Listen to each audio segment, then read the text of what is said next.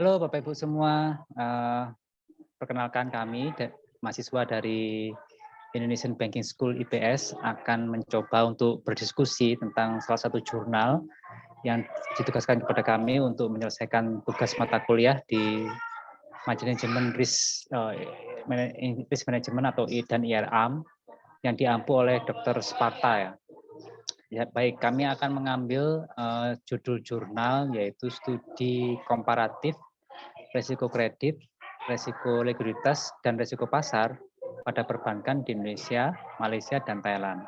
Jadi dalam studi ini garis besarnya adalah kita akan mencoba memperbandingkan resiko-resiko yang saya sebutkan tadi di 3 negara yang berbeda, yaitu di negara Indonesia, Malaysia, dan Thailand. Kenapa ada di 3 negara ini? Dan kenapa juga negara ini ada di ASEAN, dimasuk dalam kelompok ASEAN, kita akan bahas lebih lanjut.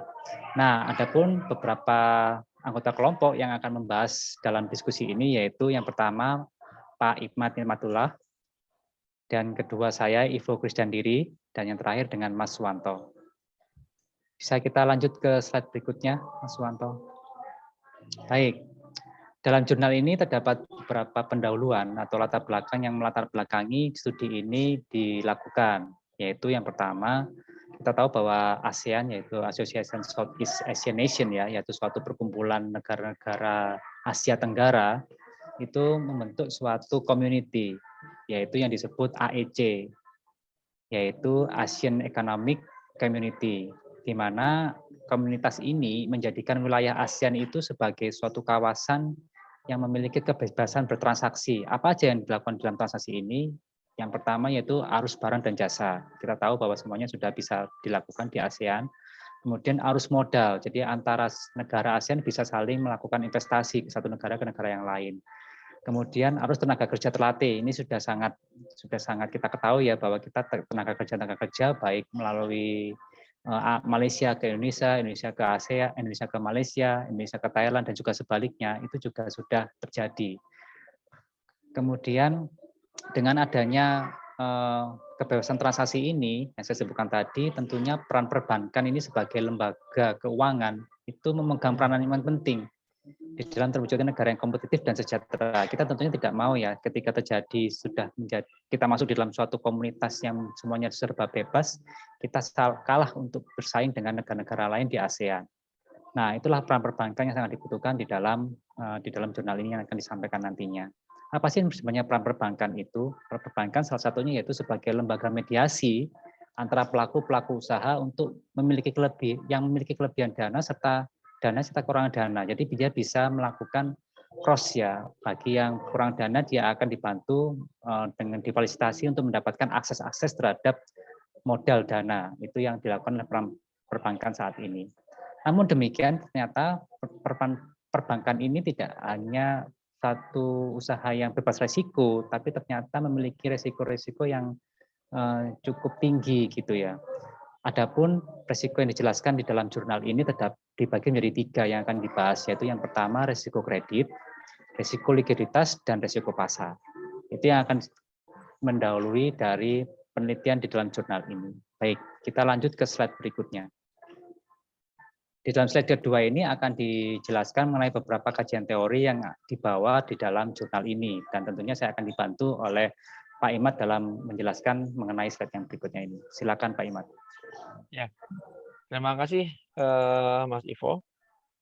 Teman-teman semua, mengapa dalam jurnal ini perbankan lebih fokus kepada risiko 3 tadi yang sampaikan Mas Ivo ya, risiko kredit, risiko likuiditas, dan risiko pasar. Karena mungkin 3 risiko ini dianggap sebagai yang paling dominan dan memiliki risiko yang cukup signifikan apabila terjadi sesuatu yang tidak sesuai dengan harapan.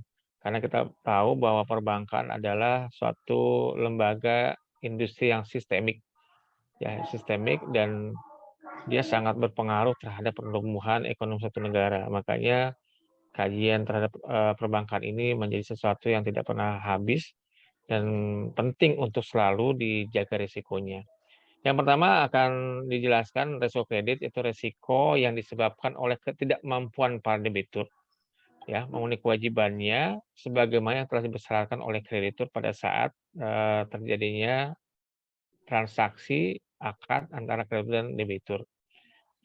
Yang diukur, rasio yang digunakan adalah rasio NPL, yaitu non-performing loan dari masing-masing industri perbankan di negara-negara yang dimaksud.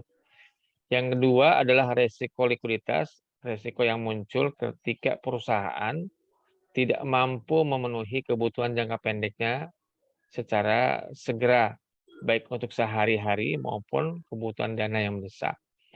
Sebagaimana kita tahu bahwa industri perbankan ini selalu menjaga likuiditas dengan baik, gitu ya. Apapun kondisinya, likuiditas selalu mereka akan jaga dengan baik. Karena kalau misalnya likuiditasnya bermasalah, maka ini menjadi awal kesulitan yang terjadi bagi perbankan. Dalam penelitian ini, rasio yang diukur adalah rasio LDR ya. LDR adalah perbandingan antara pembiayaan atau lending dengan deposit sendiri, jadi dengan DPK-nya. Loan to deposit ratio. Yang ketiga, risiko pasar. Adalah risiko di mana kondisi perbankan terjadi risiko ketika ada perubahan kondisi pasar dan bunga dalam hal ini biasanya, ya, risiko terjadi pasar itu. Sehingga ada faktor eksternal yang kemudian mempengaruhi kondisi perbankan karena ada perubahan-perubahan dimaksud. Dalam penelitian ini, fokusnya ada suku bunga, sehingga alat ukurnya adalah NIM, yaitu Net Interest Margin, yang merupakan alat ukur untuk tingkat berapa sih keuntungan bersihnya, ya, spread margin antara perbankan di Malaysia, Indonesia, dan Thailand. Bisa lanjut, Pak Swanto. Nah, ini beberapa gambaran selanjutnya ya. Semakin tinggi NIM akan menunjukkan kinerja semakin baik. Jadi kalau NIM-nya semakin bagus, dinyatakan sebagai tingkat keuntungan perbankan di industri itu semakin bagus. Selanjutnya mungkin Mas Swanto bisa menjelaskan, membantu kami di metode penelitian dan kesimpulan. Terima kasih. Silakan Mas Terima Swanto. kasih Pak Imad. Dalam metodologi penelitian, populasi yang akan kita pakai adalah bank konvensional di negara Malaysia, Indonesia, dan Thailand, di mana metode pengambilan sampelnya adalah purposive sampling dengan kriteria 3 perbankan terbesar di setiap negara, dilihat dari total aset yang dimiliki. Lalu perbankan telah menerbitkan laporan keuangan secara rutin selama tahun 2016 sampai 2019. Serta perbankan juga memberikan data lengkap seperti rasio NPL, LDR, dan NIM yang dibutuhkan. Dari hasil penelitian dapat ditemukan bahwa risiko kredit likuiditas serta risiko pasar di ketiga negara berbeda satu dengan yang lainnya. Pengujian dilakukan dengan statistik non-parametrik Krusal-Wallis, di mana kita lihat kalau signifikasi dari ketiga negara itu berada pada 0,000 pada NPL, 0,021 pada LDR, serta 0,0 di rasio NIM. Mungkin bisa dilanjutkan pada kesimpulan untuk ini Pak Ivo. Oke, dari beberapa hasil penelitian yang telah kita baca dari jurnal ini dan kemudian sudah disajikan oleh Mas Wanto tadi, ada beberapa kesimpulan yang sebenarnya bisa kita tarik di dalam jurnal ini dan juga memang sudah disebutkan di dalam jurnal ini ya. Yaitu yang pertama bahwa hasil analisis data itu menyebutkan bahwa masing-masing negara itu memiliki resiko keuangan yang berbeda. Artinya di dalam 3 negara yang diteliti dalam jurnal ini memiliki resiko yang berbeda, yaitu resiko pasar, risiko likuiditas, risiko keuangan ya. Jadi berbeda, tidak bisa disamakan antara 3 negara ini. Nah, risiko kredit yang tinggi itu dihadapi oleh negara Thailand dengan rata-rata nilai NPL-nya 3,7.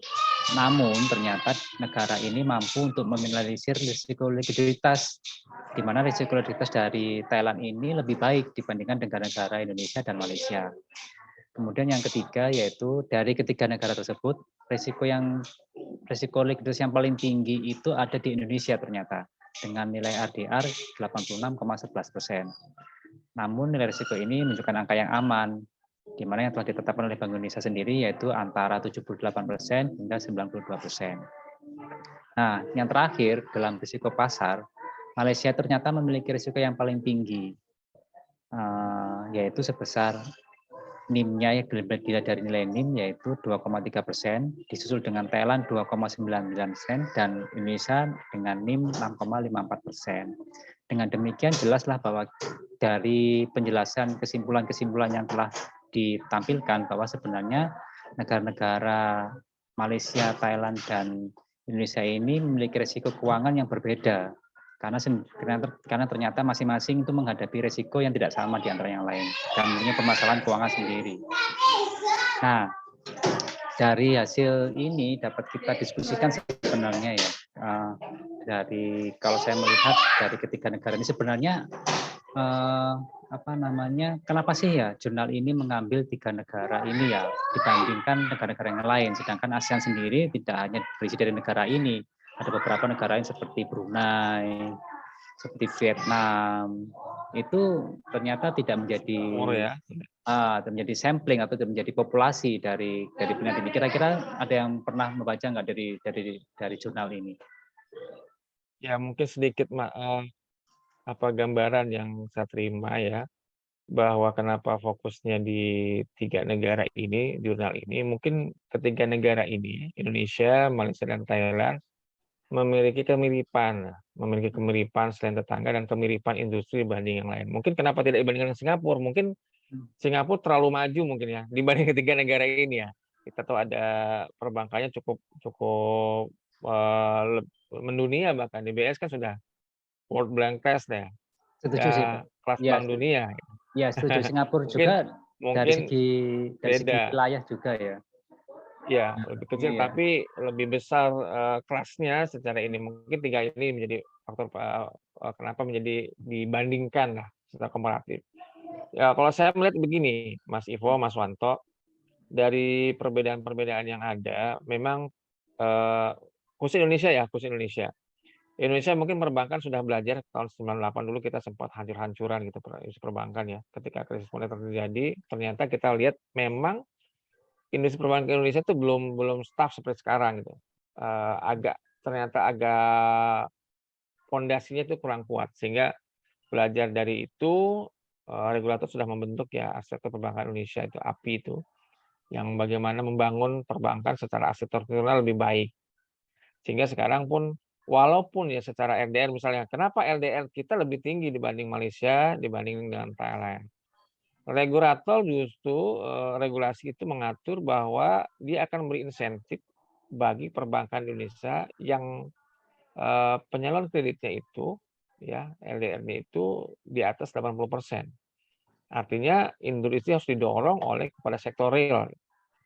Kalau tidak perbankan itu sampai di angka 80%, maka GWM-nya akan lebih tinggi yang ditempatkan di Bank Indonesia.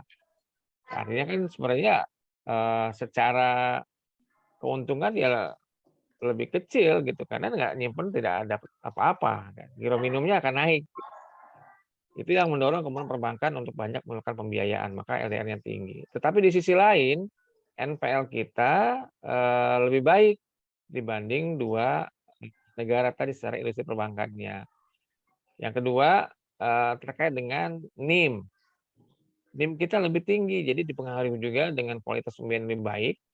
Yang selanjutnya adalah spread margin di negara kita, Indonesia, itu lebih tinggi memang dibanding negara-negara lain. Sehingga banyak investor atau perbankan dari luar negeri yang berebut untuk bisa membuka kantornya di Indonesia. Mungkin itu gambaran dari saya, Mas Wanto, Mas Ivo. Mungkin ada tambahan lagi, Mas Wanto. Ya, setuju Pak. Ya, setuju saya. Dari background yang kita tampilkan bahwa Indonesia pernah mengalami krisis. Mengalami krisis itu kita tuh belajar dari krisis itu. Dengan demikian, dengan ditunjukkan dengan nilai NIM itu kan sebenarnya menunjukkan bahwa pengelolaan manajemen perbankan kinerja keuangan kita lebih baik dibandingkan negara-negara yang lain, dan ini tentunya hasil belajar dari yang krisis tadi ya, dengan nilai kerja yang khususnya dengan 2 negara yang tadi yang similar ya, yang hampir sama relatif.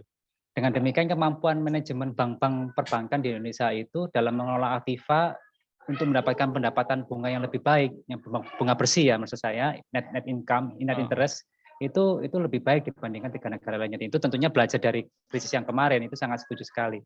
Nah, sebenarnya juga dari jurnal ini itu juga menunjukkan bahwa hasil dari yang didapat dari jurnal ini itu sejalan dengan penelitian-penelitian terdahulu yang sudah pernah dilakukan, yaitu tentunya dilihat dari penelitiannya dahulu dari Levia dan Sulasmiati itu menunjukkan bahwa negara Indonesia itu memiliki NIM dari negara Indonesia itu memiliki perbedaan yang signifikan dengan negara Thailand dan Malaysia, dan ini justru memperkuat dari penelitian tersebut. Yang Jadi sebelumnya. iya, dari penelitian sebelumnya itu memperkuat bahwa ternyata memang kita dari sisi NIM, kinerja keuangan perbankan kita itu lebih bagus ketimbang dua negara tersebut. Itu sih kalau yang saya bisa tambahkan. Kalau boleh saya tambahkan, Pak, mungkin bukan kinerjanya, Pak. Kalau menurut saya, untuk NIM ini, karena kita lebih fokus pada tingkat suku bunga ya, Pak, mungkin di Indonesia tingkat suku bunganya lebih tinggi dibandingkan Malaysia ataupun Thailand. Karena kita lihat dari rasio NIM-nya di Indonesia 6,54% itu tiga kali lipat daripada NIM di Malaysia ataupun Thailand, Pak. Jadi aku Cukup tebal rasa gitu ya Mas Wanto ya. ya cukup tebal, cukup tebal ya, tiga kali lipat dari negara lain. Jadi untuk pendapatan bunga di Indonesia pasti lebih tinggi. Cuman yang lebih dengan hasil seperti ini yang membuat saya